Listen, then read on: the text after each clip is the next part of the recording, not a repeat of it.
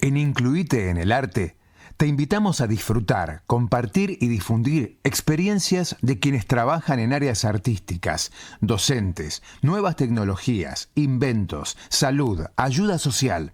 Es decir, las personas que fortalecen día a día la idea de que el arte tiene una función social, estética, recreativa, educativa, comunicacional, terapéutica y de prevención.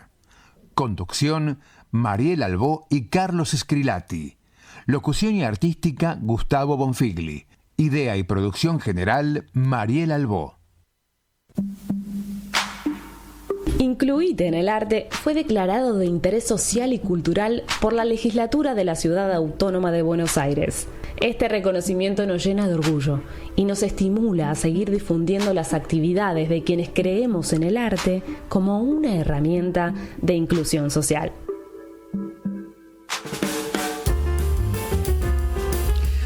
Buenos días, buenas tardes, buenas noches, mi querido amigo Carlos Scrilati. Hoy estamos, no se ve todavía el invitado, invitade. Es sorpresa. Es sorpresa. No se ve todavía.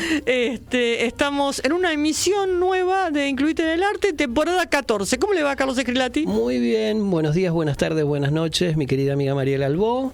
Así es nuestro saludo, le contamos también a nuestro invitado, porque nuestro programa, pese a que hoy estamos en vivo, es atemporal, porque algunos lunes estamos acá con los amigos de Radio Con Aguante y algunos días estamos por streaming, entonces Exacto. Saludamos para todos los horarios en los que nos ven. Exacto, y en agosto, que ahora porque ahora ya empezamos por Zoom hasta finales de julio, y en agosto vamos a estar por esta vez el primer lunes y el último lunes de agosto. Atenti, Piatti. Bien, o sea, vamos a recibir y a despedir agosto. Sí, y ya viene la primavera y el amor, basta. Ya. Nos tienen que dar después los horarios de la primavera, cómo van a ser. Tal cual. Bueno, vamos a empezar a vender el programa. Bueno, primero le decimos a la gente que se pueden comunicar con nosotros al 11 5175 3043, 11 5175 3043. Acá lo tengo. Que es el celular de Incluite en el Arte, y los días que estamos acá en Radio Con Aguante se pueden comunicar con nosotros al 11 2699 9574, 11 2699 9574. Se comunican si quieren salir al aire, si quieren hacer algún comentario, y por el otro nos pueden pasar la posibilidad de hacer notas, contarnos qué están haciendo, mandarnos pequeños videos o pequeños audios contándonos. Que nosotros los usamos en la tanda. Exactamente. Y también pueden comprar un libro. Cuénteme, ¿qué libro pueden comprar? Bueno, mire, le voy a decir, está el libro de Incluite en el Arte, que también fue declarado de interés por la legislatura porteña. Lo pueden comprar como el programa. Primero el programa y después el libro, porque el libro salió después. Les quiero comentar que además del teléfono estamos en las redes, en Facebook, en Instagram, y pueden escuchar los programas en nuestro canal de YouTube y en Spotify. Correcto. Que eso lo habíamos olvidado la semana pasada. Es verdad, no dijimos. Sí, que hay un montón de programas subidos a Spotify. Están subidos los programas emblemáticos de Incluite en el Arte, pero poco a poco van a ir subiendo. Otrora estarían todos, pero el tema es que hay ciertos recursos va goteando a medida que aparece la billulla. Exacto. Digamos. Bueno, les digo, el libro de Incluite en el Arte lo pueden comprar físico en Librería Hernández, en Ediciones del Camino. Se comunican por Instagram con Alejandro Russo o Ediciones del Camino. Está traducido al braille en www.tiflolibronexos. Y también, si lo quieren en ebook, le piden a Alejandro Russo de Ediciones del Camino y se los manda en ebook. Así que no tienen excusas para tener el libro Incluite en el Arte, que les comento que tiene un breve recorrido de mis 30 años con el tema del teatro y el arte y la inclusión. Y experiencias de otros compañeros que también hicieron lo mismo o en diferentes ámbitos, que no solamente inclusión y porque sea azul tiene que ver con discapacidad. Sí, lo elegí porque me gusta el color, pero tiene que ver, además, porque tiene que ver con todo lo que sea contexto de encierro, en psiquiátricos, en cárceles, en cómprenlo. Hoy Se algo van a de eso enterar. vamos a hablar. ¿Y quién más lo tiene por ahí por San Martín? Siempre se me olvida de Anajovic. Usted se acuerda siempre. Mi querido a Daniel Anajovic, otrora de Prometeo, que ahora tiene la librería en la universidad, en la USAM, la Universidad de San Martín. Bueno, dicho todo esto, ¿qué falta? Falta que me cuente sobre los cursos de teatro. Los cursos de teatro, porque estamos los dos. Bueno, yo todavía no arranqué. Usted bueno, sí. Yo arranqué. Yo estoy ahí en Atenas, esperando. Se está armando un lindo grupete los martes de 16 a 18 en Salta 380. Así que los esperamos ahí, adultos, de todas las edades. Nos estamos divirtiendo un rato.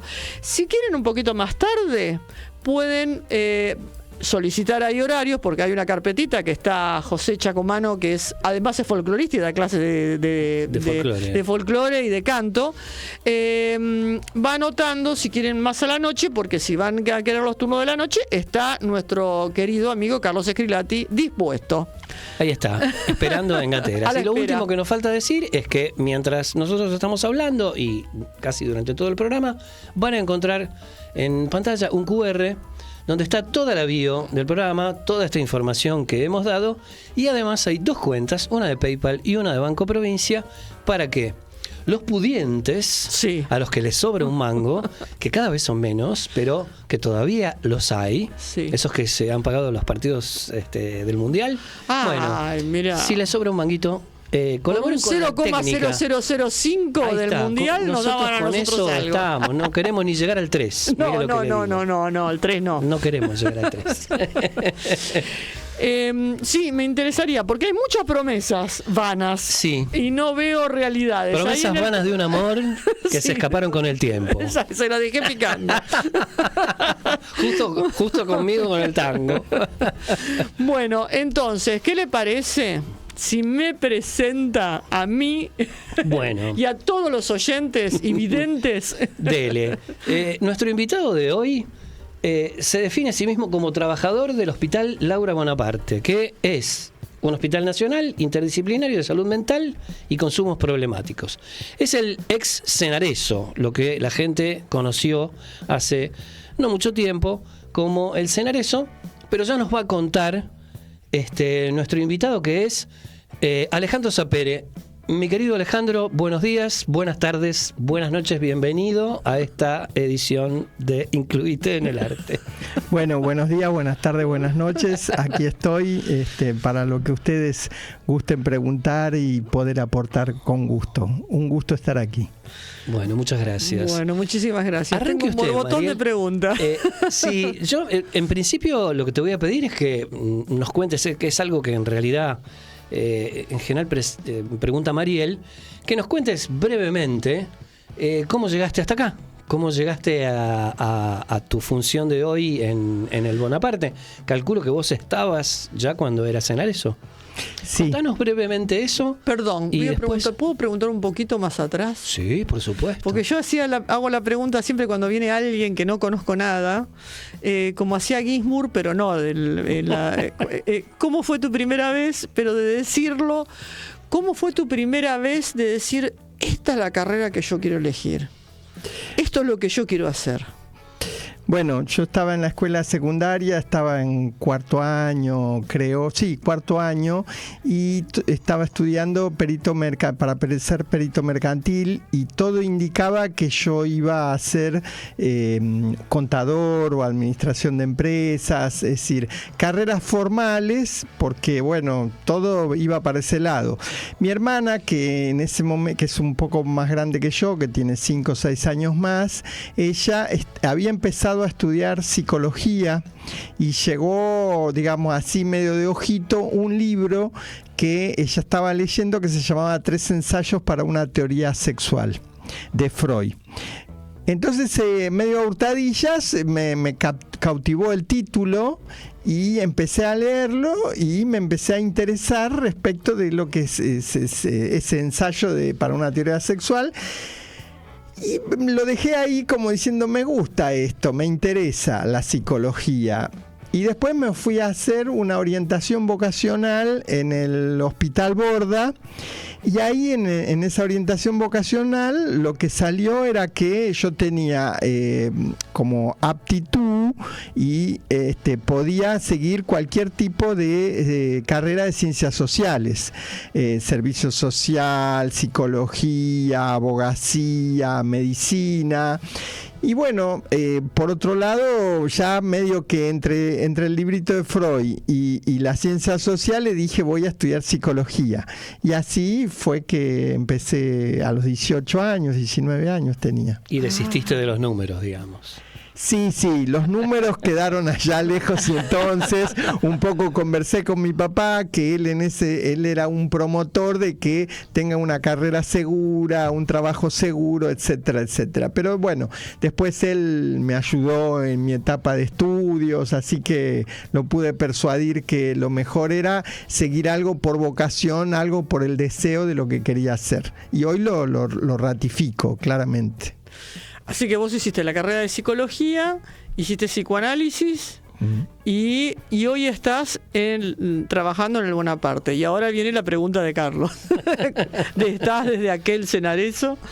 Claro, yo empecé a trabajar, primero estuve 4 años como concurrente, o sea, formándome y no cobraba dinero, fue del año 88 al 92. Y en el año 92 se hizo un concurso interno entre los que estábamos como concurrentes y ahí tuve la posibilidad de ganar ese concurso y empecé a trabajar.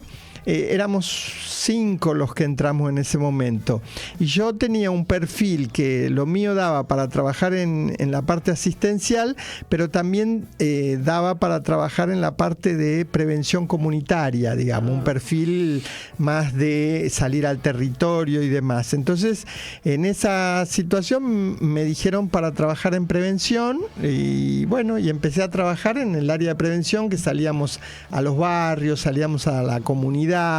Y esto era algo que a mí me entusiasmaba, digamos, porque aprendía mucho de la gente, era muy distinto tocarle la puerta a una persona que vivía en un barrio vulnerable a recibirlo en el hospital. Y a mí me sirvió para aprender lo que pasa en la vida de una persona en su terruño, digamos, claro, en un contexto social desfavorable, etcétera, etcétera. Y me parece que no es lo mismo que te digan que llegaste tarde a la entrevista porque no podías salir del barrio, a que te llueva cuando vos estás teniendo una entrevista dentro de la casa de esa persona, ¿no? Como me ha pasado en algunas situaciones. Claro. Pero bueno, así que fui aprendiendo y bueno, y hoy estoy trabajando en como nos cambiamos el nombre, digamos, y nos pusimos el nombre de Laura Bonaparte, que es una psicóloga militante de los derechos humanos que tuvo la mala fortuna de que ha sido víctima de desaparición de sus familiares, como 6 o 7 personas de su familia han desaparecido, y bueno, en el 2013 el hospital pasó a tener el nombre de Laura Bonaparte y dejamos atrás el nombre de Cenarezo, que era un nombre más específico para personas que tenían consumo problemático. A partir del 2013 nosotros ampliamos nuestro target de atención y pasamos a atender personas con temáticas de salud mental, consumo problemático no solo de drogas como en aquel entonces, sino además problemas de personas con alcohol y demás. Y entonces ampliamos el laburo y bueno, y hacemos tenemos un modelo de atención que es bastante... Nosotros, el modelo nuestro es interdisciplinario. Interdisciplinario significa que hay diferentes profesiones que tienen que ver como nosotros atendemos un tipo de personas que tienen una problemática compleja, quizás el medicamento que da el psiquiatra no alcanza, quizás el psicólogo escuchar no solo alcanza, sino que también a veces es necesario un trabajador social, un terapista ocupacional, enfermero, enfermeros, musicoterapeutas, es decir, una gama de psicopedagogos, una gama de trabajadores en el ámbito de la salud sobre una temática específica. Y es muy enriquecedor, y nosotros hemos construido el modelo Laura Bonaparte, que es un modelo de salud emparentado con derechos humanos, claramente, porque a veces nosotros nos damos cuenta que quizá el paciente lo que necesita no solo que se lo escuche, sino también un abrazo, que que pueda llegar y ser atendido con una sonrisa, que ser ubicado en un lugar de persona, que sentirse con derechos, que pueda tener como un alojamiento mullido, porque viene muy golpeado fuera del hospital con la vida, y entonces quizá muchas veces el que llegue a nuestro hospital es como una última oportunidad, es un náufrago que está en una situación muy límite, y nosotros tenemos la responsabilidad como empleados del Estado de alojarlo y de darle un lugar donde se sienta contenido y acompañado. Ay. Parece que estuvieras hablando de otro país, Alejandro, francamente, y ojalá que lo puedan seguir haciendo, porque sabemos que están siendo objeto de mucho... digamos, de mucho embate por parte de las políticas de salud que nos están gobernando. No sé si querés ahondar un poco en eso. Bueno, antes de entrar a 3 o 4 títulos que tiene Mariel, que queremos que nos ayudes a contarle a la gente, pero cerremos el tema del laburo en el Bonaparte, porque además no sé si existe en el país un modelo como el del Bonaparte. No, es un hospital nacional especializado en la temática de salud mental y consumo problemático. Es decir, yo trabajo en el Estado desde hace más de 35 años. Entonces, nosotros hemos tenido diferentes gobiernos, y hay gobiernos que han sido más dadores de derecho y otros gobiernos que han sido más restrictores de derecho. Léase, la derecha es restrictora de derechos en base a ciertas excusas donde tenemos que economizar, tenemos que ver dónde ponemos la plata, etcétera, etcétera. Los gobiernos más emparentados con los derechos humanos, radicales, peronistas, le dan un valor mayor al ciudadano, y nuestro hospital claramente necesita el presupuesto. Nosotros llevábamos adelante ese modelo interdisciplinario, no porque abracemos un montón de profesionales, sino porque la situación de nuestros pacientes ameritaba eso. Entonces, porque nosotros tenemos una visión amplia de salud. Si vos no tenés dónde dormir esta noche, si vos tenés una situación deficitaria en lo habitacional, no podés pensarte que vas a tener un equilibrio mental. Hoy hace mucho frío, entonces nuestros pacientes en muchos casos están desalojados, no pueden pagar el alquiler, las familias se han distanciado. Entonces nosotros necesitamos un trabajador social, necesitamos de todos los recursos sociales que existen en nuestra comunidad para orientarlos, para acompañarlos, etcétera, etcétera. Nosotros tenemos que estar a la altura de lo que se necesita, lo que nuestros pacientes necesitan de nosotros. Si nosotros todos nuestros pacientes tuvieran prepaga, seguramente que un trabajador social no tendría que ser lo primordial muchas veces como es en nuestro hospital.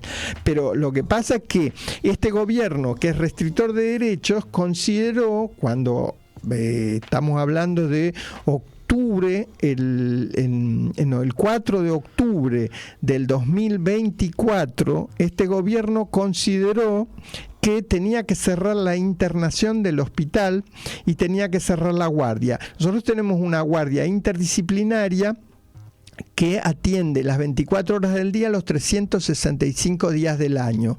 No hay guardia interdisciplinaria en salud mental en el ámbito privado.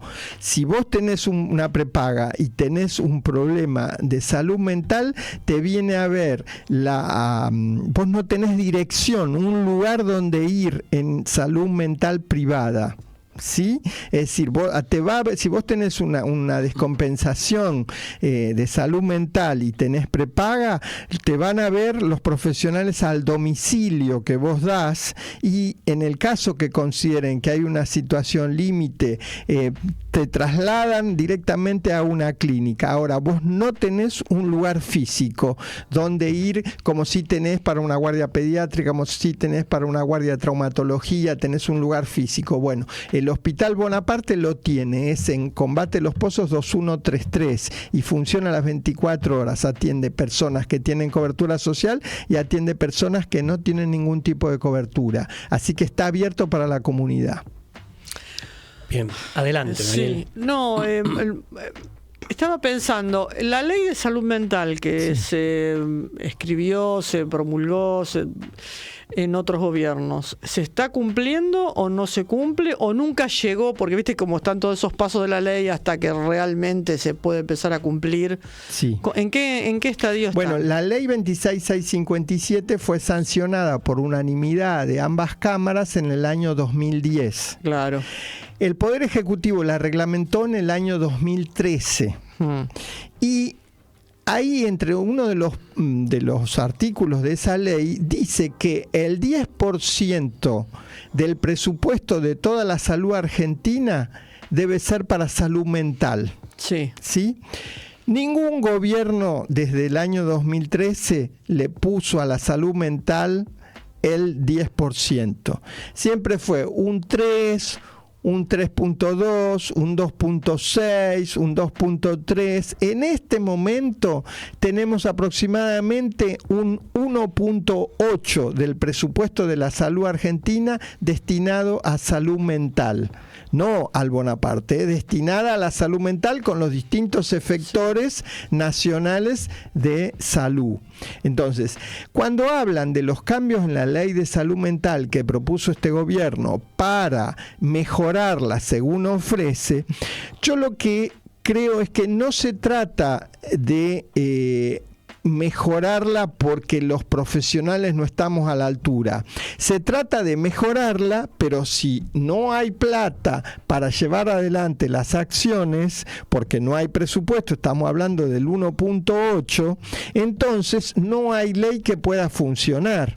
¿Por qué? Porque la triste realidad es que si no hay presupuesto, no hay formación, no hay capacitación, no hay ejecución, no hay asistencia, etcétera, etcétera, etcétera. Entonces, cuando es como ese discurso que muestra una cosa pero que oculta otra, muestra que se necesita mejorar, y en eso podemos armar una mesa redonda y ponernos a conversar cuáles son las cosas que se necesita mejorar, pero también convengamos que se necesita presupuesto, porque en realidad eso es lo que queda escudriñado y no se dice, pero hay que decirlo, hay bajo presupuesto. Entonces, esta nueva ley que proponen, que todavía no está sancionado, que entró por el Senado con una propuesta del Poder Ejecutivo, está todavía dando vueltas en la Comisión de Salud.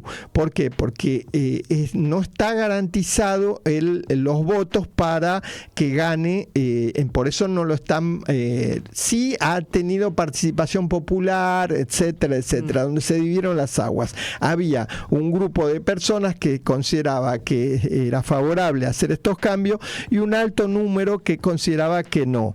Fundamentalmente lo que se rompe en este nuevo proyecto es la interdisciplina, porque pone a una disciplina por sobre las otras. No fue sencillo armar una mesa redonda con todos los profesionales de salud mental, porque estamos acostumbrados a un modelo médico hegemónico donde la psiquiatría es la que siempre ha definido las políticas de salud y de salud mental, ¿no es cierto? Entonces, romper con eso y darle un poder al psiquiatra, me parece que al psiquiatra no le alcanza, no le alcanza, porque la realidad es que en esta problemática compleja de salud mental se necesitan las otras disciplinas, con lo cual creo que sería un error darle ese poder a una disciplina. La interdisciplina es lo que tiene que seguir primando desde nuestra lectura. Sí, porque lo que yo veo es que todo lo que tenga que ver con la psicología, con los psicólogos, las psicólogas, toda la vida lucharon con este tema de estar dentro de la cartilla médica, en las prepagas, en las obras sociales. Y parecía como que esa ley de salud mental, porque me acuerdo de la comisión de salud, en esa época yo estaba trabajando en el Parlamento, y veía que había un montón de gente que estaba aportando ideas. Y no sé quiénes estarán en esas comisiones. Realmente es como que es medio dudoso quién debe estar en esas comisiones hablando. Puede haber gente que sepa, pero creo que es un porcentaje ínfimo de los que son idóneos en este tema. Porque también hay una cosa que pasa que, viste que cuando, bueno, vos lo vas a ver más que yo porque estás en esa metida, pero cuando hay alguien que tiene un problema de salud mental en la familia, como no sangra, no hay que operarlo, es como que no existe ese problema. Es muy invisible el problema de salud mental. En una familia, imagínate en una sociedad. Entonces yo digo, si realmente se cumpliera con la ley de salud mental y existiera ese 10%, que yo sabía de que no se había cumplido ni siquiera cuando se sancionó en el 2013, pero quería que lo dijera alguien porque tenía ese ideario. Hoy, que ser 1.8 ya es un montón con este gobierno que no da nada directamente. Un montón, digo, para la escala de valores de ellos. Y entonces en esto terminamos en algo que veníamos hablando antes de hacer la nota, que hoy somos el país, no sé si de Latinoamérica, pero que más suicidios tiene por día, más que en la pandemia. ¿Es así? Sí, el otro día hay una investigación del Ministerio de Seguridad que dice que en el año 2025 en nuestro país han muerto 5.209 personas por conductas autolesivas, es decir, se han suicidado. Nosotros somos la primer causa de muerte por muerte violenta en la Argentina. Es decir, esto fue avanzando, quiero decir. Nosotros tenemos un promedio de 14 personas que se quitan la vida por día. Sí, estaríamos hablando de una persona que se quita la vida cada 2 horas. Sí, estamos hablando de que se superaron ampliamente la cantidad de muertes por homicidio o la cantidad de muertes por accidentes de tránsito, ¿sí? Entonces, cuando siempre las estadísticas daban cuenta de siempre la cantidad de personas por accidentes de tránsito es la mayor que tienen que morirse. Después viene el tema de los homicidios en situaciones de violencia, pero está muy silenciado el tema de la muerte por la propia mano, es decir, porque ustedes fíjense que cómo está la tirada en los medios en relación a las muertes violentas, ¿sí? Es decir, estamos hablando de y cómo está la tirada en las muertes por accidentes de tránsito. En cambio, en el tema de los suicidios está como muy solapado. Y vuelvo a decir, es de una magnitud impresionante. Quiero decir, en la pandemia, el post-pandemia se desata todo un montón de situaciones por las cuales el desequilibrio psíquico es lo que corresponde, porque es el post después de una catástrofe. Quiero decir, lo que están viviendo los hermanos de Venezuela, todas las enfermedades sociales, toda la catástrofe, y después van a venir los problemas de las muertes violentas. Porque es así. Entonces, si además le agregamos que yo lo que veo, yo trabajo en consultorios externos. Consultorios externos es la persona que viene, se atiende y se va a su casa. Los problemas que han llegado desde que está este gobierno claramente son los determinantes sociales. Los determinantes sociales son aquellas situaciones que, más allá de que yo sea una persona con equilibrio psíquico, tengo un montón de problemas porque no puedo pagar el alquiler, porque no llego a fin de mes, porque perdí el trabajo, porque es decir, todos los determinantes sociales, porque no me van a renovar el alquiler, porque porque no llego a pagarlo. Es decir, empieza la famosa gentrificación, que es la gentrificación es que la persona tiene que dejar de vivir en donde estaba y tiene que ir retirándose a zonas más desfavorecidas. Quiero decir,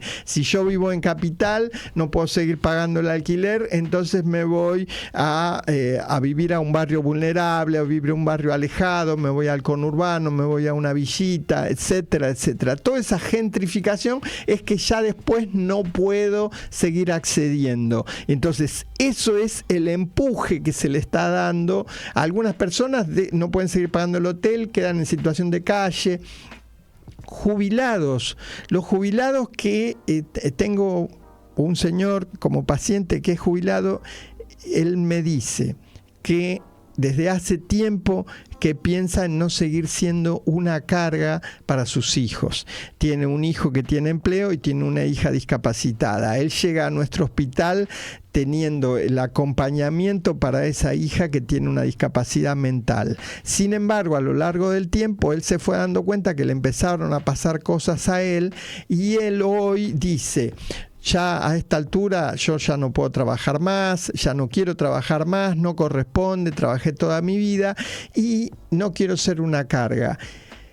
Paga un alquiler, no le alcanza, comen los comedores, es decir, está contando una realidad que es una realidad que es la que viven nuestros jubilados. Entonces, todo eso, uno de los fantasmas de nuestros pacientes es, tenemos un grupo importante de pacientes que tienen una pensión no contributiva, es decir, tienen el certificado único de discapacidad, les fue otorgado la pensión no contributiva porque su rango de discapacidad superaba el 66% y durante bastante tiempo estaban muy mal anímicamente por toda la fantasmática de perder la posibilidad de perder sus 300 y piquito de miles de pesos por la posibilidad de perder la pensión no contributiva. Sí. Toda esa propaganda que hizo este gobierno con relación a que las pensiones no contributivas estaban mal otorgadas, etcétera, etcétera, para nuestros pacientes era una situación de desasosiego y de desesperación. ¿Por qué? Porque ellos temían fuertemente que les toque la posibilidad de no poder seguir cobrando esos 300.000 pesos, que solamente le alcanza para vivir casi diríamos miserablemente, pero para ellos es muy importante. Piensen que nuestros pacientes tienen desequilibrio psíquico, no tienen la potencialidad para tener, ¿cómo decir?, lo que pide hoy el mercado. Ellos van, por más que se esmeren, van a buscar un trabajo y los ponen al final de la lista, no les otorgan fácilmente un trabajo. Entonces, para ellos, todo ese desgaste, la posibilidad de tener una pensión es como una especie de changa que no tienen que humillarse, etcétera, etcétera. Y la posibilidad de perderlo, es decir, este gobierno ha hecho cosas con los discapacitados, con las madres de las niñeces, con las personas vulnerables, ha hecho desastres, con los jubilados, los ha preocupado innecesariamente. No tenemos un gobierno que aloja, tenemos un gobierno que es un depredador que expulsa permanentemente. Pero desgraciadamente nosotros que estamos detrás de escena atendiendo a los desarrapados, atendiendo a los náufragos, hay como una crueldad que es innecesaria. Ale, perdóneme, dos cosas que me hacen ruido de lo que contás. Primero, me gustaría que nos cuentes, que seguramente sabés, ¿de qué va esa discusión sobre la modificación de la Ley de Salud Mental que circula en la Comisión de Salud del Congreso? Porque estoy tentado de pensar que va más por el lado de lo presupuestario que de la lógica de lo que sería la atención médica en salud mental. Eso es lo primero. Y lo segundo que me hace ruido es que la estadística sobre los suicidios esté tratada por el Ministerio de Seguridad como si fuera un problema de seguridad, cuando en realidad es un problema de salud. Es una estadística que debería llevar el Ministerio de Salud. Y también se raja el Ministerio de Salud. Tiene que ver eso, porque esto. Cuando se suicida alguien, entra seguridad, entra la policía. Está bien, pero esos son 5 guitas aparte, claro, si pero me hay permite la expresión. Claro, pero hay Porque un registro. quien debería ocuparse de la problemática de por qué sucede ese suicidio es el Ministerio de Salud, porque en el fondo hay un problema de salud. Entiendo la intervención del Ministerio de Seguridad para comprobar que no haya habido... Si una persona se muere sola en la casa, entra la policía siempre y hay un registro en seguridad. Y eso está perfecto, porque hay que descartar la posibilidad de que exista una acción dolosa. Claro. Pero que sea el Ministerio de Seguridad el que lleva la estadística de cuánta gente se suicida, casi es un contrasentido, porque el Ministerio de Salud debería tomar esa estadística o llevar esa estadística y proponer soluciones. Igual perdón, pero yo creo que cuando muere alguien, además firma un médico de qué tipo de muerte fue. Sí. No se puede enterrar a alguien porque sí, sin saber. No sé qué pasará con este gobierno, pero sé que tiene que firmar a alguien el acta de defunción y tiene que decir si es muerte natural, suicidio o cómo es, ¿o no? Sí, concretamente, el Ministerio de Salud tiene lo que se llama la DEIS, que es la Dirección de Estadísticas y de Información de Salud, la DEIS, y tiene sus estadísticas, entre ellas las de suicidio también. Yo tomo la investigación que hizo el Ministerio de Seguridad como fuente, que prendió mucho, y es una noticia reciente que tendrá un mes más o menos. Es una noticia fuerte que prendió mucho en los medios, pero la fuente es Ministerio de Seguridad Nacional, ¿sí? Lo que no quiere decir que no haya también en la DEIS un aumento. No sigo en este momento lo que ha publicado la DEIS, pero sí todos los años ellos publican estadísticas con relación a diferentes temas, entre ellos las muertes por suicidio y las tentativas de suicidio. El gobierno... Perdón, porque claro, eso es lo que yo quería comentar, que además de las muertes por suicidio, hay la cantidad de que quisieron suicidarse y no lo lograron, que también es otra estadística más, que eso quería preguntarle. El gobierno, frente a esta situación de epidemia de suicidios en la Argentina, lo que está refiriendo es que ahora están dando las estadísticas porque antes estaban subregistradas, porque hace cosa de un año y más o 2 años que hay como enfermedades o problemas de salud que tienen connotación obligatoria, y al suicidio se lo ha ubicado en ese lugar. Antes no estaba dentro de ese rango, ¿sí? Es decir, por ejemplo, hay enfermedades que son de notificación obligatorias, otras no tanto. En cambio, ahora el suicidio lo han puesto, por eso dice que ha mejorado el registro, entonces por eso han aumentado.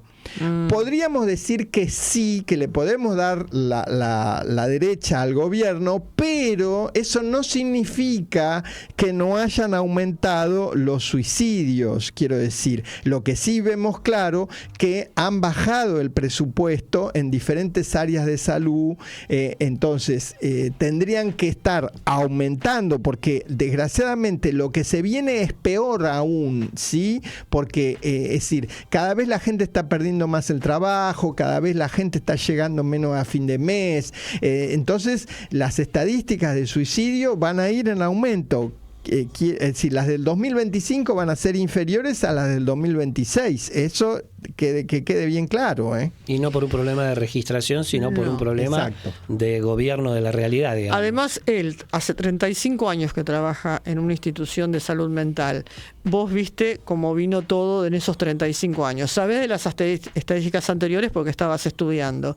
Y es el momento más crítico en el país de la historia con respecto a la estadística del suicidio. Y con respecto a Latinoamérica, me parece que también, y al mundo, como cosas que antes no existían.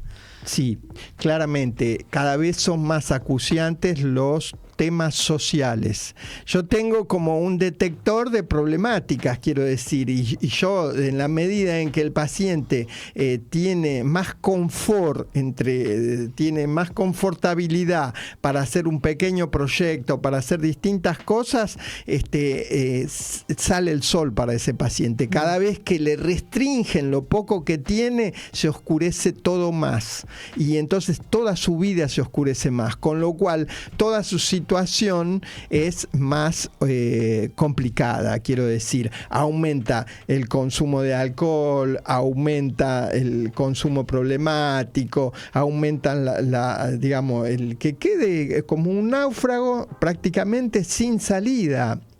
Esta es la triste realidad y nosotros no atendemos pacientes que son sencillos, son pacientes complicados donde de repente puede no venir esta semana y nos enteramos porque llama a la familia que se intentó quitar la vida, etcétera, etcétera. Son situaciones muy límites las que manejamos con nuestros pacientes. Dentro de esas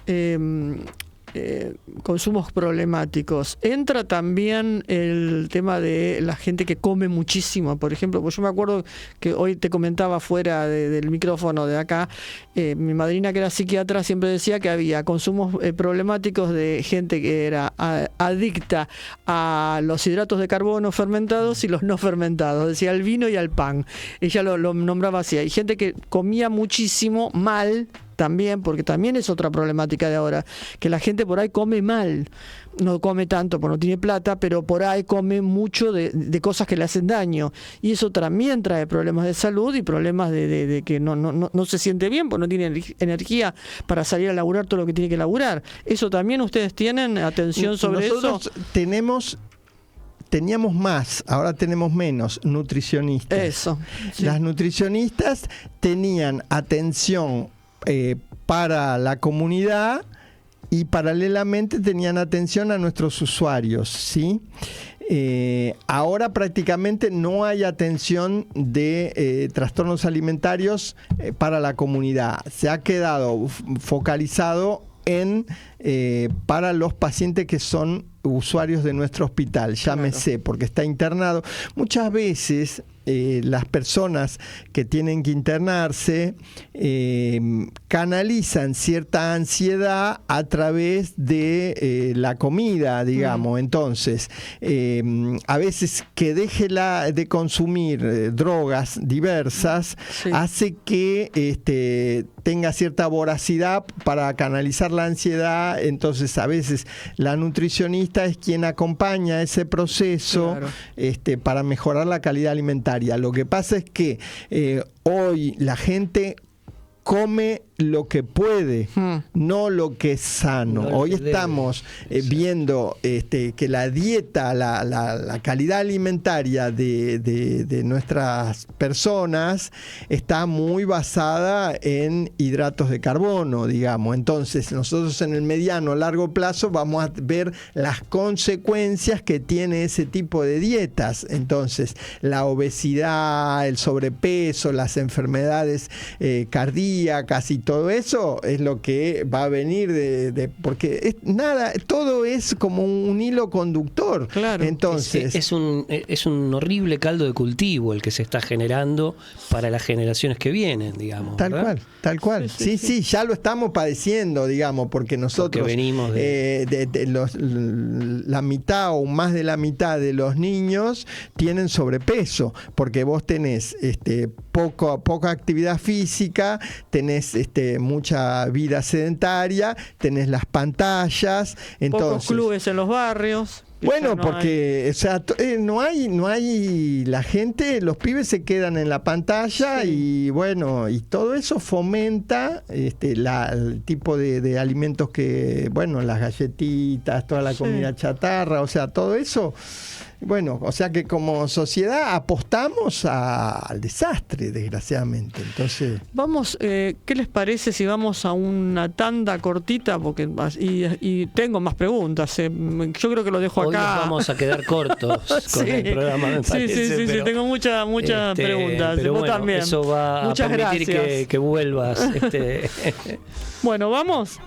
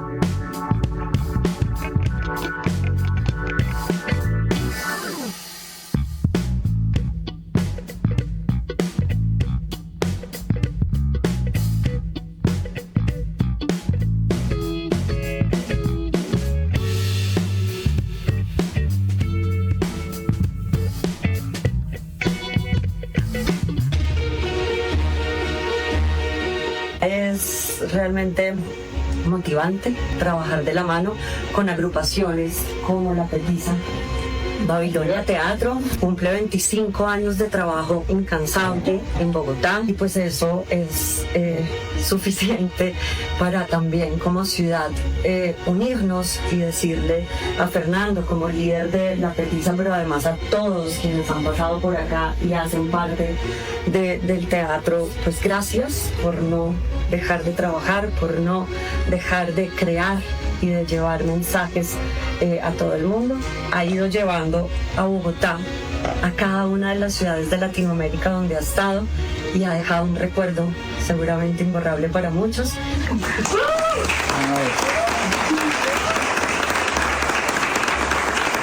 Bueno, muchas gracias a la Secretaría por ese reconocimiento tan hermoso. No es un reconocimiento solo para nosotros como Petiza, sino también para nuestro público y para la gente que trabaja en La Petiza en otros países. En Argentina, en Ecuador, en Chile. Estamos muy contentos de eso y adelante, siempre para adelante. Son 25 años llenos de viaje, de carretera, de personas por conocer en todo el mundo. De verdad, gracias, muchísimas gracias por este reconocimiento a la Secretaría de Cultura. Bogotá, mi ciudad, mi casa. Alcaldía Mayor de Bogotá.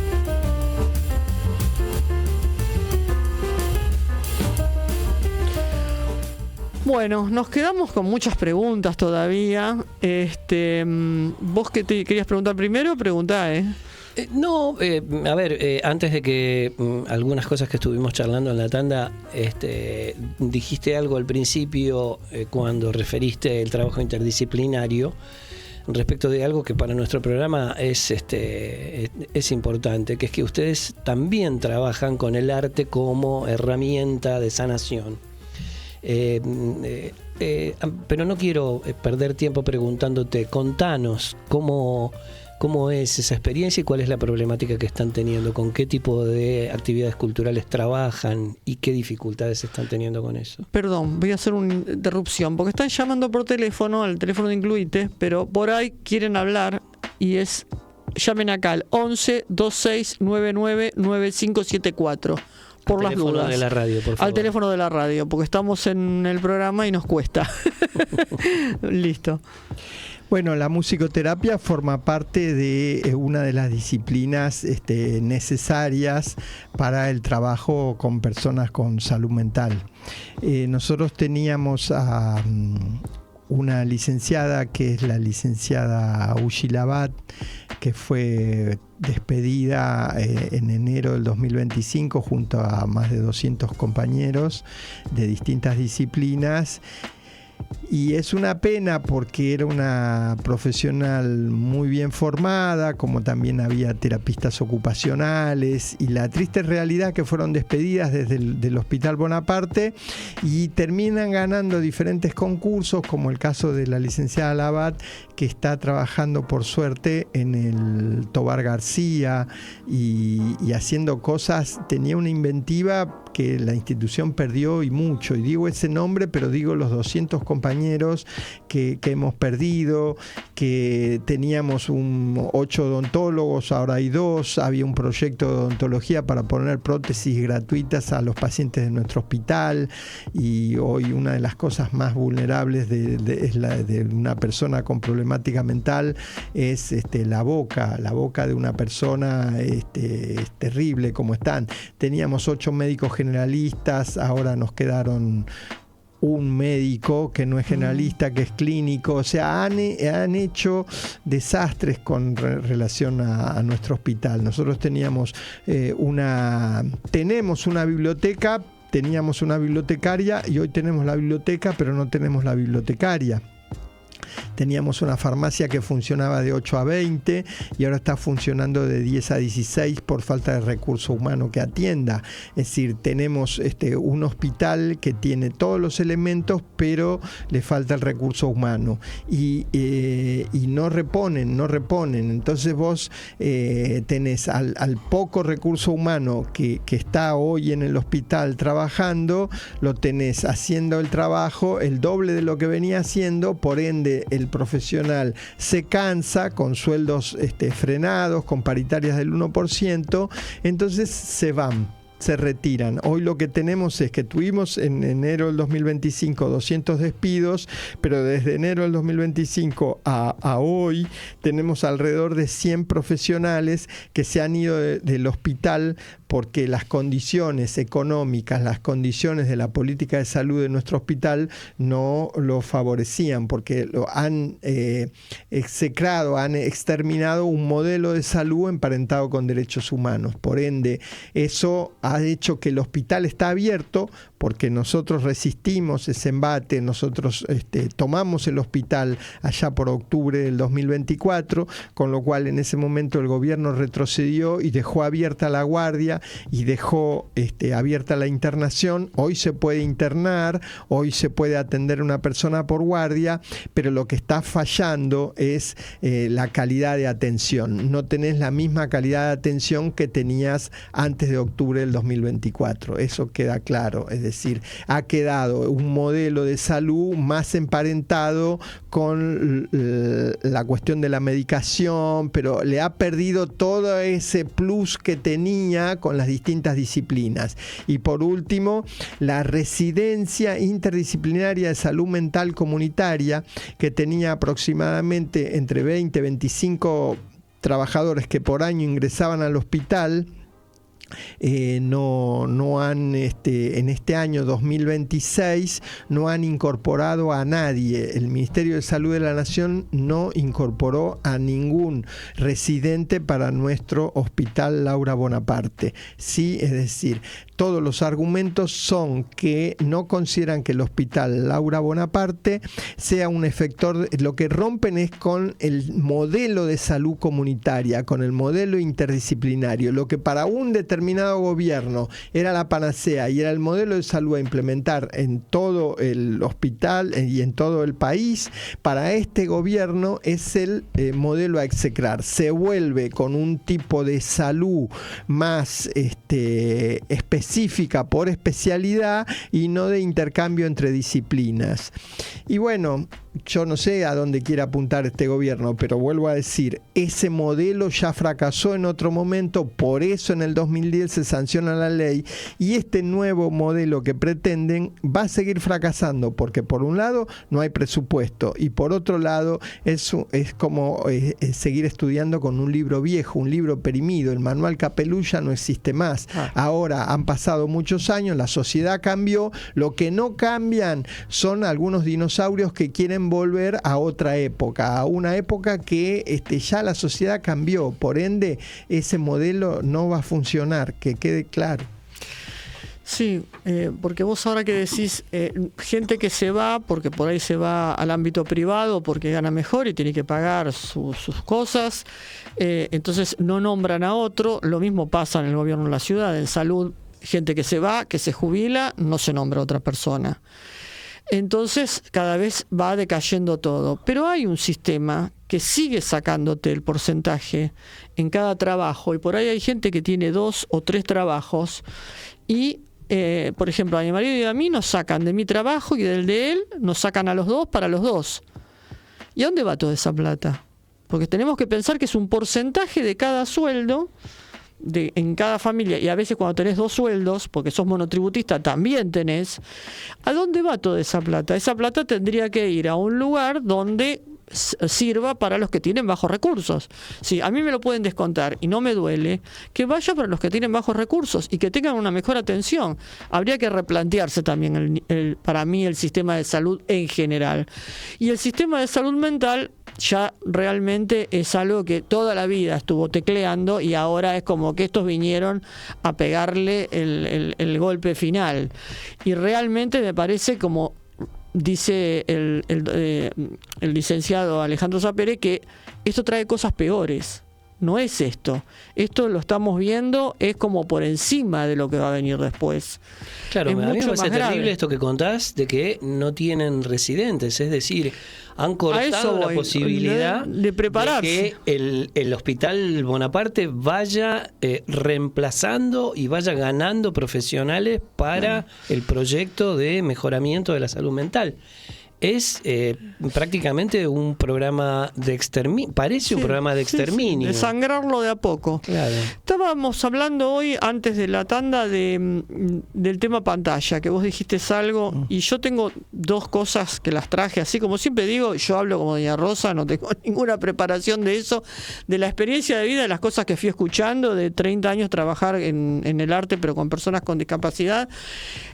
Yo me acuerdo que había una vez una médica que decía, y la mamá de un chico que yo conocía, decía, los yanquis inventan el autismo o las enfermedades como el TEA porque tienen la ratilina. Como tienen la ratilina, te inventan el problema porque ya tienen la solución. Siempre ellos te inventan el problema porque ya tienen la solución para venderte la ratilina. Un ejemplo. Y la otra es este tiempo pantalla que tienen tanto los niños que yo sé de casos que me han contado de colegios que hay chicos que no van a poder ir al viaje de egresados próximamente porque están internados por problemas psiquiátricos por la pantalla. No se pueden despegar de la pantalla y terminaron yendo a una atención psiquiátrica. ¿Es verdad todo eso? Uno y el otro, ¿no? Son dos preguntas distintas. A ver, de acuerdo, hay momentos donde son más cruciales en la vida de una persona. Es decir, el momento de la etapa puberal es un momento fuerte donde no hay solamente cambios fisiológicos, sino también hay cambios psíquicos, digamos. Entonces, muchas veces pueden pasar esas situaciones y tener una crisis en la etapa puberal, una crisis cuando tiene un joven o una joven cumplen 18 años, que es la mayoría de la edad, donde tienen es decir, es como que muchas veces el joven se piensa que va a lograr una serie de cosas y cuando cumple los 18, el otro social le permite salir del país, le permite comprarse un auto, etcétera, etcétera. Entonces ahí hay como una serie de exigencias que detenta la sociedad para con uno, que muchas veces hay estructuras frágiles y entonces no tienen las espaldas como para dar respuestas a esa situación. Entonces, yo creo que si hay un exceso de pantallas que, como vos decís, empiezan desde la niñez, en la etapa puberal y continúan en la adolescencia también, yo creo que hay que ir midiendo, los padres tienen que ir leyendo, midiendo cómo es la situación de cada joven. Lo ideal es que sea lo menos cruento, es decir, si yo en algún momento de mi vida he estado internado en un hospital por temas psiquiátricos, es una marca que sería adecuado la posibilidad de no tenerla, porque es como que yo no me voy a olvidar nunca que en un determinado momento me desconfiguré y me quedé internado en un lugar psiquiátrico. Entonces, yo creo que la internación tiene que ser el último recurso para llevar adelante. Yo creo que hay antes consultas que deben hacerse, que son consultas interdisciplinarias con un psicólogo.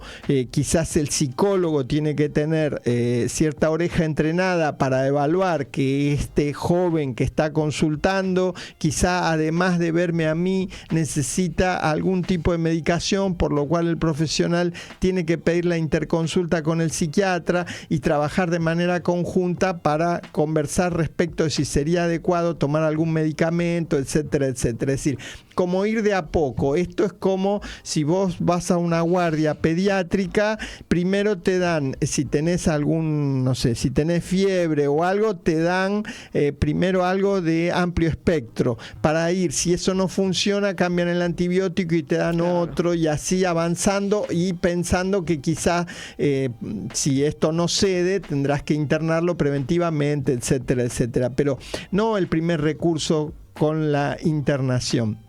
Y es lo que a veces en esta nueva modificación que pretende el gobierno plantea, que le vuelve a dar a los juzgados la potestad para internar de manera, por decisión de la justicia, a una persona de manera según diría el juzgado, en manera preventiva, porque se considera que podía estar en riesgo, etcétera, etcétera. Es tremendo, ¿no? Eso que decís. ¿Lo pone en cabeza de la justicia? Y vuelve, sí, vuelve a la claro, justicia. Eso es gravísimo. Es patético. Porque además no soluciona nada. Claro. Por la fuerza. Digo, lo que generan son gente en depósitos, digamos, ¿no? Claro, bueno, nosotros ya estamos viviendo, nosotros tenemos internada gente que tiene una causa judicial que ordenó la justicia que se interne, y en muchos casos estamos teniendo policías que acompañan la internación de esa persona, porque se pone un halo de peligrosidad a quien está internado. ¿Entienden? Es decir, una de las cosas terrible que la ley 26657 pretendía es quitarle el halo de peligrosidad a la persona con trastornos mentales. Por eso hablaba la ley 2657 de riesgo cierto e inminente. La otra ley anterior hablaba de peligrosidad para sí o para terceros. Entonces, cuando vos a una persona con problemas mentales le adosás el halo de peligrosidad, ya le mete injerencia a la justicia, ya empiezan las fuerzas de seguridad y ya empieza a correrse el profesional de la salud. Ya empieza a quedar desdibujado. Ya la potestad de definir la terapéutica de ese paciente la pone un juez a partir de una situación que consideró y va, bueno. Esto lo que trae también es algo que yo lo conocí otrora por familiares psiquiatras, que lo que trae es también, me acuerdo en el Carolina Tobar García, que había menores para cubrirlos y que no vayan presos, jueces que querían cubrirlo y lo metían ahí un tiempo. No tenía nada, en realidad lo estaban cubriendo de otra cosa. Y había otras cosas de que también pasaba esto, que lo internaban a gente que no tenían por qué internarla. Era más peligroso que estuviera internado que no estuviera. Entonces es como una trampa mortal eso, porque eso lo tiene que decidir la familia, el paciente y el médico. Correr al profesional médico para reemplazarlo con un tipo de una fuerza de seguridad es una cosa espantosa. Sí, porque mañana me internan a vos, a mí, porque se les pintó. Claro, porque cualquiera. Peligrosos. Claro, peligroso soy, pero... bueno. Hay una estadística también, yo sigo con las estadísticas, pero yo escucho, leo, a mí me interesa todo eso porque, bueno, trabajé toda la vida con este tema y siempre que me llegan las cosas, ¿viste? Los algoritmos como son. Que cada vez hay más adolescentes con este tema de lacerarse, de cortarse las venas, y es como una cosa que empezó con un juego, que creo que con un juego de redes o de no sé qué, y que cada vez hay más, y esos chicos ¿están diagnosticados como personas con discapacidad o jóvenes, o son diagnósticos en lápiz hasta que reciban un tratamiento y sean adultos? En general, nosotros siempre nos han enseñado que el diagnóstico se escribe con lápiz, porque se puede borrar y modificar, porque a veces la persona tiene determinadas etapas.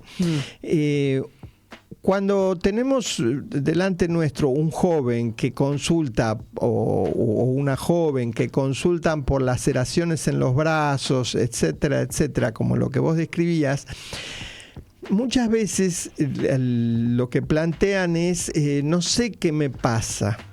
Siento que me pasa algo que no lo puedo manejar, cualquier situación, cualquier conflictiva, porque me peleé con alguien, me saqué una mala nota, no sé, me pasan cosas y siento que necesito cortarme como una forma de generar cierto alivio. El pre es como una cosa de ansiedad que no puedo manejar, y el post es cuando me corté y es como una suerte de alivio producido por uno mismo que se canaliza. Sería como una conducta autolesiva más liviana que la posibilidad de quitarse la vida. Sería como un paso previo a ese tipo de situaciones.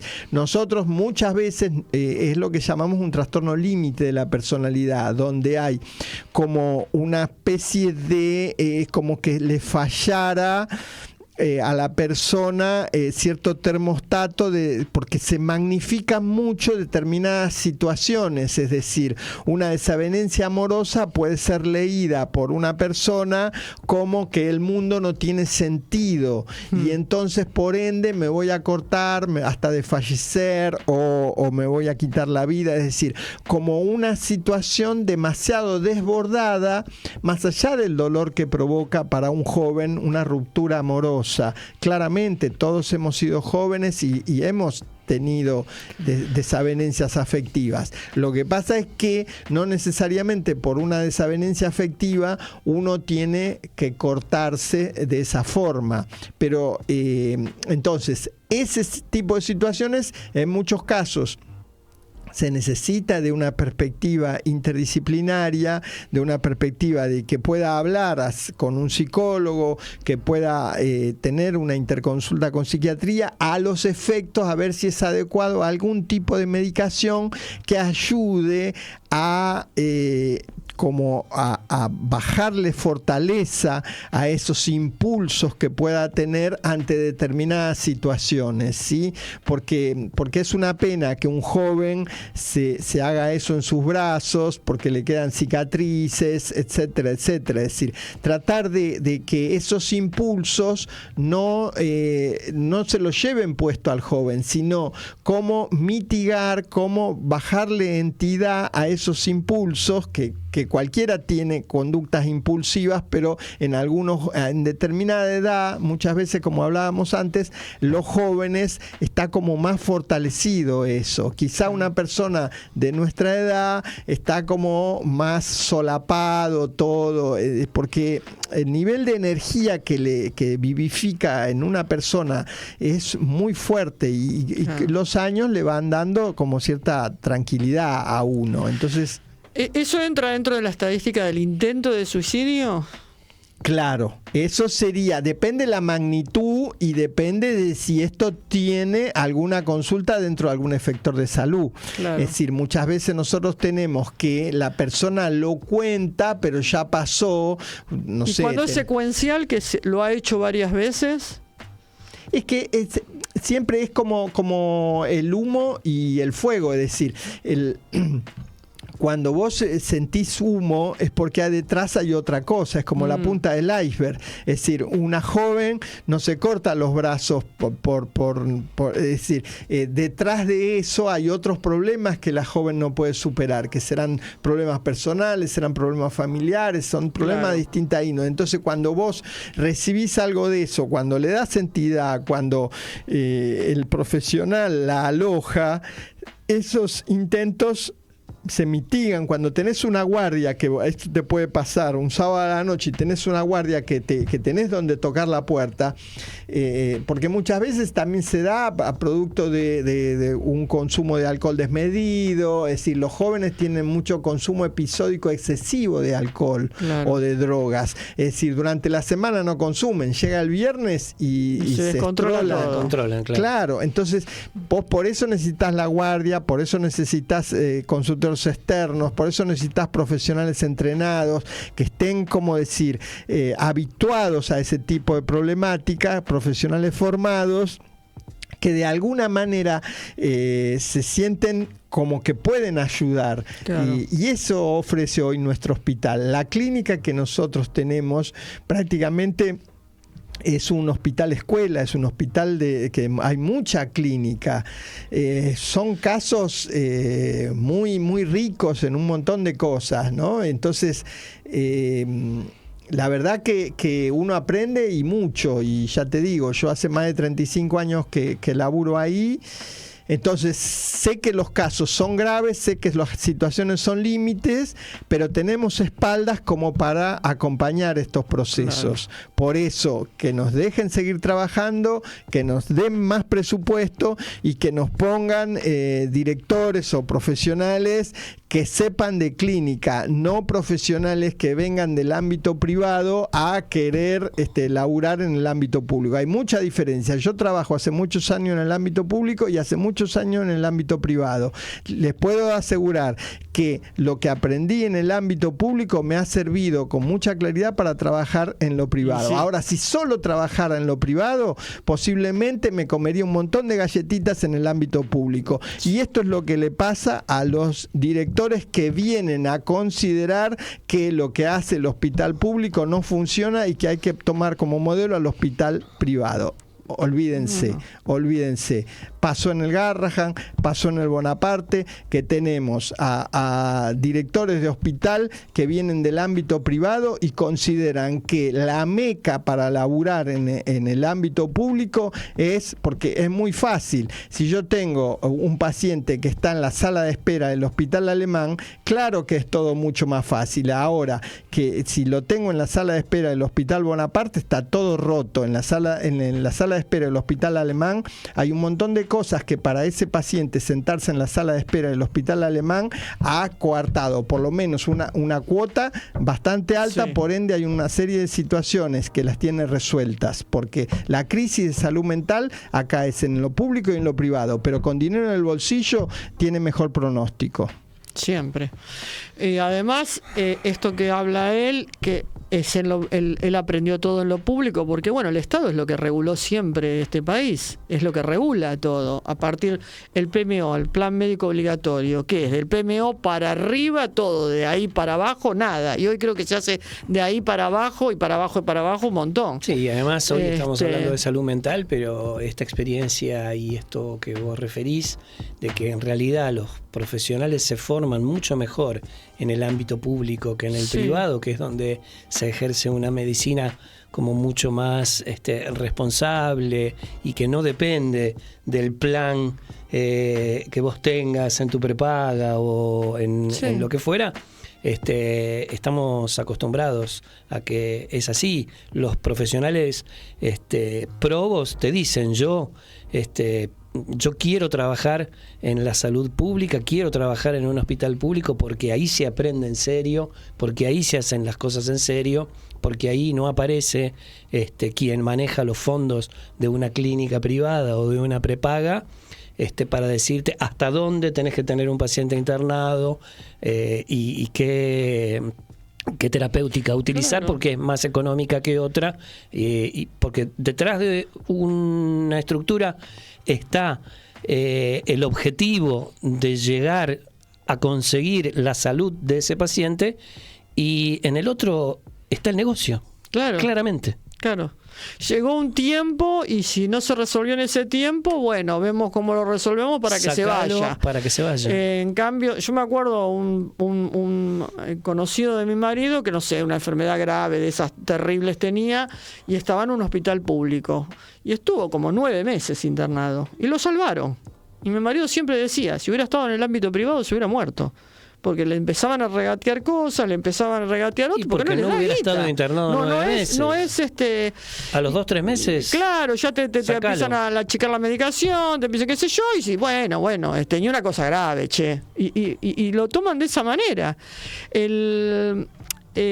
Bueno, con todo esto, pues la gente se va a pegar un cuetazo después que escucha así.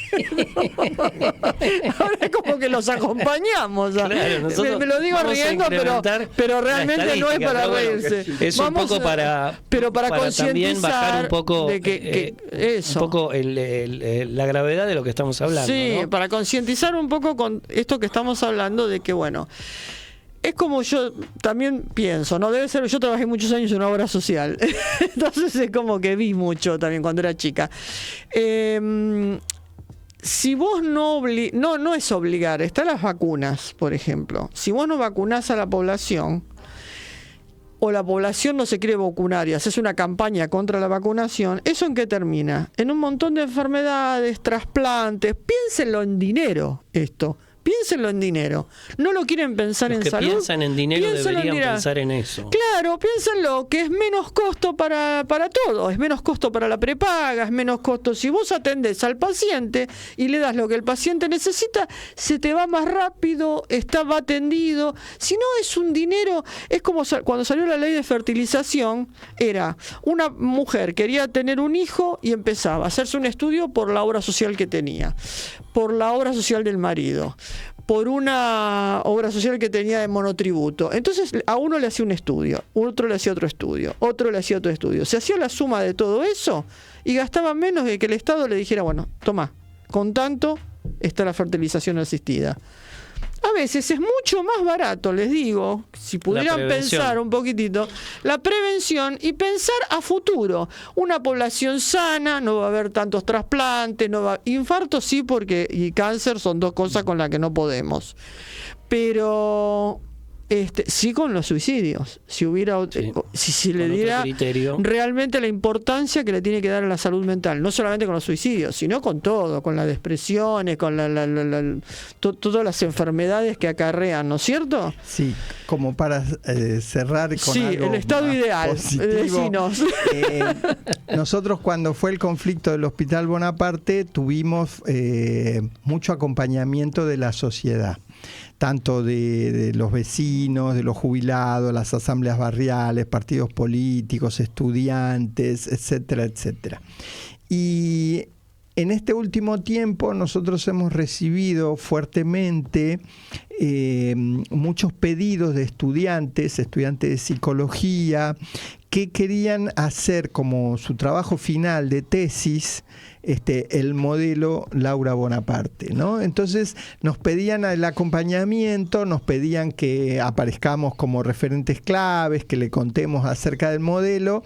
Hemos ido a dar charlas en la Facultad de Psicología a distintos referentes de distintos partidos políticos, y me parece que el hecho de que una de las cosas que planteaban los estudiantes, decían que el modelo de salud que hoy ofrece, que tiene las cátedras más fortalecidas y demás, no es el modelo de salud que se necesita en el ámbito de la salud pública.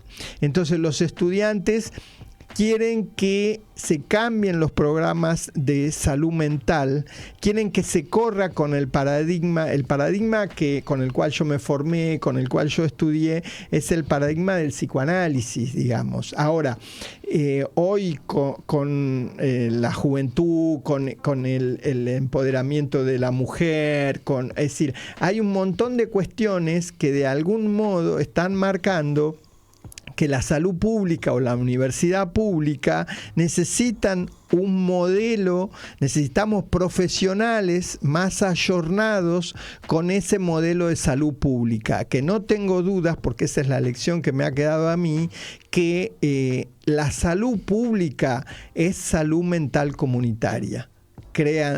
Sí. Porque la realidad es que cuando estuvo en vilo el hospital, que iban a cerrar el hospital, no solo se perdían la fuente de trabajo, sino que la comunidad abrazó el hospital porque no querían perder un efector de salud. Entonces defendió, y ese es el modelo de salud mental comunitaria, donde todos somos importantes, donde todos somos actores que de alguna manera nos necesita la sociedad. Por eso cuando los estudiantes nos dicen, nos aplauden y nos piden que vayamos a la facultad, que querían armar como una cátedra libre del Hospital Bonaparte, etcétera, etcétera, eso es como una visión optimista, porque dice que nosotros representamos un modelo de salud pública emparentado con las necesidades de la comunidad. Y eso para mí fue como un aprendizaje muy fuerte, porque vuelvo a decir, yo no estaba tan formado, tenía una lectura, yo siempre he militado, siempre me he metido en los lugares más inhóspitos dentro de Cava, en el conurbano, etcétera, etcétera, pero me parece que es como que yo estaba haciendo salud mental comunitaria sin darme cuenta, y me parece que la sociedad me lo refresca y me dice, nosotros creemos que la salud pública es salud mental comunitaria. Qué bueno que después de tanto bajón cerremos el programa porque ya tenemos pero que cerrarlo. me salió una sola pregunta más. Te dejo. Qué bueno descubrir que en los estudiantes está ese germen Eso. tan necesario para que las cosas alguna vez y con algún gobierno cambien, ¿no? Y ahora... y eso tener esa visión joven que digan, esto no va. Claro. Tiene que sean los jóvenes los que se den cuenta. Ahí se me ocurrió, me acordé de algo. Había un libro, que me acuerdo, donde estaban los trastornos mentales, que era el DSM-4, DSM-5, DSM-6. ¿Todo eso existe todavía? ¿Está dentro para la ley de salud mental o ya no se le da más bolilla a eso?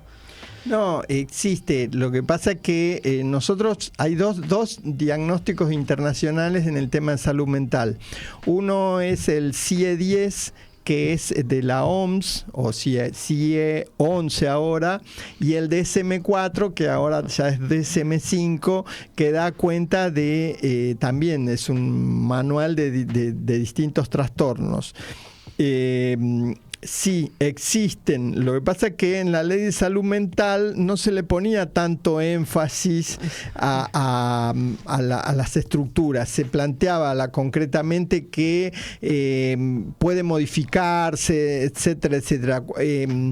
Ahora, esta nueva, por ejemplo, nosotros tenemos un modelo de escritura de cuando evolucionamos la historia clínica, nosotros no evolucionamos acorde con el CIE-10 o el DSM-4, y la nueva intervención quiere que nosotros pongamos como diagnósticos los del DSM-5. O sea, se busca esta cuestión de pensarnos en un trastorno que yo creo que, bueno, son formas, claro, ¿no? Poner un sello, eso, que no va. Pero bueno. Claro, es como un diccionario en donde te dice tal cosa, tiene que tener esto, esto y esto. A mí, cuando yo empecé a trabajar con personas con discapacidad, a mí me ayudaba mucho en el sentido de que yo no soy totalmente neófita en eso, pero cuando a veces me venía un alumno y como era todo así, como lo podés hacer, yo veía a ver si realmente podía hacer teatro. Porque a veces no te querían traer un certificado, como no era obligatorio en el lugar, y por ahí ponía un chico que no tenía, no es que no podía, iba a sufrir en teatro, y por ahí no iba a sufrir haciendo pintura, haciendo literatura, música, y por ahí la madre pensaba en teatro y me lo traía, y yo me acuerdo que me habían dicho, fíjate en el DSM-3, creo que era 3 o 4, fíjate, y que hubo trastornos mentales que hoy serían una locura escritos ahí en esos primeros cosas que no existen más, o sea, no es que no existen más como enfermedades mentales, sino que no existen como una enfermedad. Claro. Así que bueno, a eso me acordaba también porque dije, ¿estará? ¿No estará? Claro, no hay que poner sello, porque cada persona es un mundo. Si lo trata un grupo interdisciplinario como en Bonaparte, lo pueden atender desde diferentes lugares y la persona ya no es lo que muchas veces dicen payamédico, el riñón de la cama 4, en este caso sería el no sé cuánto de la cama 3, sino Roberto con algunas problemáticas que lo estamos ayudando y lo estamos buscándole la manera de que salga y pueda valerse solo por la vida. Así que bueno, el ideal entonces para el Bonaparte sería más financiamiento, más residentes y que se abra cada vez más como un hospital escuela, que lo es, pero que se abra más a la comunidad. Sí, tratar de volver a lo que hemos sido y de a poco ir remando en busca de ese nuevo camino que tenemos que emprender. Hoy estamos como encorsetados y en extinción, esperando que cambie el viento para seguir sobreviviendo y volver a caminar para adelante. Como era un hospital que estaba bien armado, estaba bien pensado, y la verdad que es una pena. Es decir, de los 35 años que yo trabajo ahí, los últimos 5 o 7 años fue que tuvo más presupuesto, tuvo más cantidad de laburantes, el modelo había crecido un montón. Mira. Bueno, esperemos volver a ese modelo. No sé si te quedó algo en el tintero, Alejandro, que quieras decir. No, agradecido por el espacio que nos dan y que sí, que estoy acá para cuando gusten volver, tanto yo como algunos colegas del hospital y bueno, agradecido. Quedaron muchos temas, así que por ahí en algún momento hagamos algo con algún compañero más interdisciplinario, o que vengan los que quieran, que sería el ideal. Propongas y hacemos algo ¿cómo no? Con algunos otros profesionales. Sí. Bueno, Mariel. Bueno, Carlos. Un programa distinto hoy, pero súper interesante. Sí. Súper interesante. Alejandro, primero que nada, chapó. Y después muchas gracias. Muchísimas gracias. Muchas gracias de veras. Porque escuchar a alguien que es profesional y que hable con esa pasión es hermoso. Es impagable. Hoy ¿no? es hermoso, es inédito. Es casi sanador. Sí, realmente. Bueno, entonces nos vamos como siempre. Con un abrazo inclusivo e inspirador. Muchas gracias, Mariel. Hasta la próxima. Incluite en el arte fue declarado de interés social y cultural por la legislatura de la Ciudad Autónoma de Buenos Aires. Este reconocimiento nos llena de orgullo y nos estimula a seguir difundiendo las actividades de quienes creemos en el arte como una herramienta de inclusión social.